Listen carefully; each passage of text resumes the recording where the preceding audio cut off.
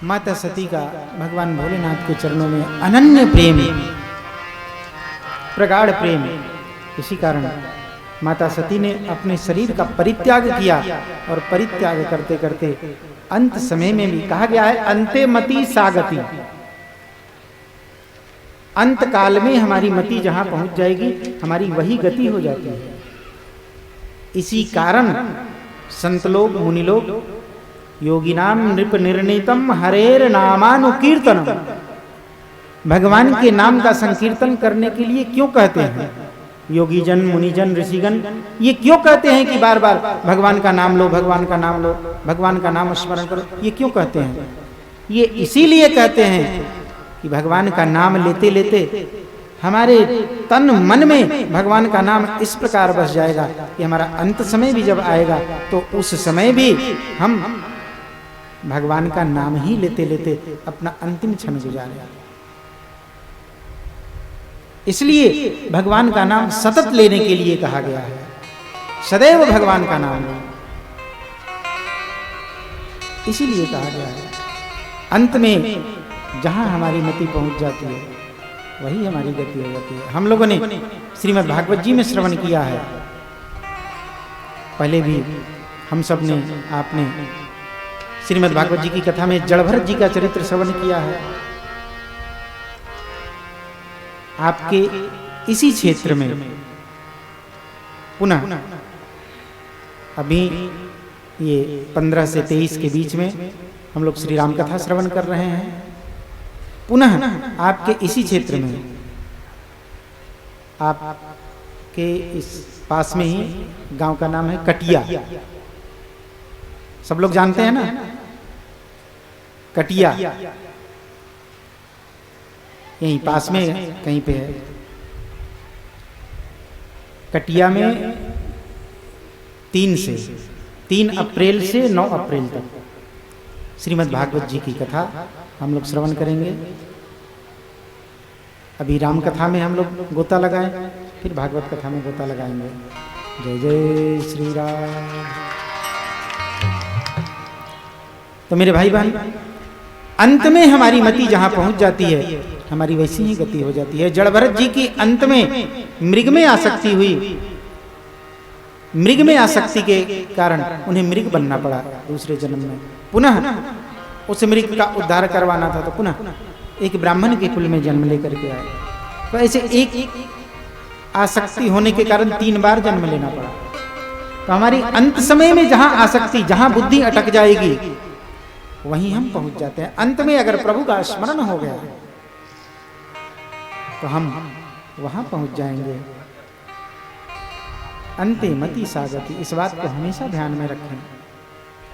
सती का मन अंत में कहा गया है, सती मरत हरिसन बर मांगा, जन्म जन्म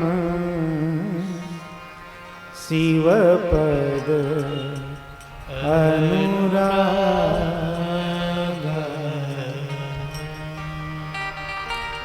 भगवान शिव के चरणों में अनन्य प्रेम है माता सती का।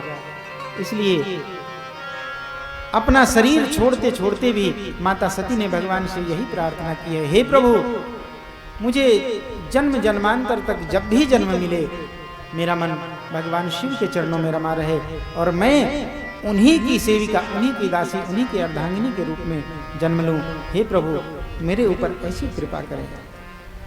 भगवान भोलेनाथ का स्मरण करते हुए देवी सती ने अपने शरीर का परित्याग किया है।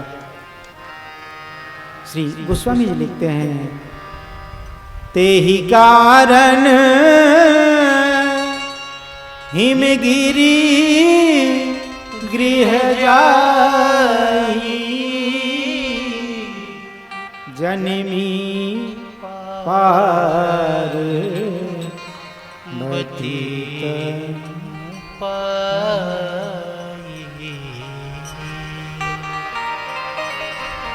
इसी कारण से देवी सती हिमाचल राज और मैना जी के यहाँ जय जय श्री सीता। हिमाचल राज्य और मैना जी के यहाँ देवी पार्वती के रूप में जन्म लेकर के आई हैं। माता पार्वती जी का जन्म हुआ है, बड़े ही प्रसन्न हुए हैं।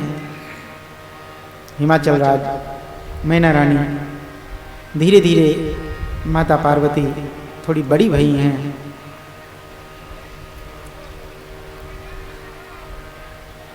धीरे धीरे अपने पिता के घर में शुक्ल पक्ष की चंद्रमा के समान पुत्री बढ़ती गई हैं। देवी पार्वती बढ़ती गई हैं, थोड़ी बड़ी जब हो गई हैं, एक दिन अपनी सहेलियों के मध्य, अपनी सखियों के मध्य माता पार्वती बाग में झूला झूल रही थी। सखियां झूला लगा करके माता पार्वती को झूले के ऊपर बिठाकर झूला झूला रही थी। सखियों समेत हिमाचल राज और मैना रानी ने माता पार्वती को झूला झूलते हुए देखा है।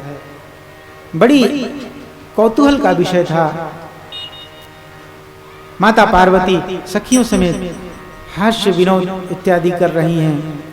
जैसे बच्चियां किलकारियां भरती हैं, ऐसे किलकारियां भरती हैं, खेलती कूदती उछल रही थी।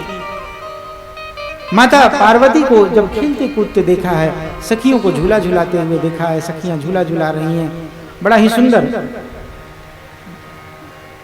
झूला झूलाकर गीत गा रही थी सखियां। झूला झूलो शैल कुमारी, झूलावे सखियां प्यारी।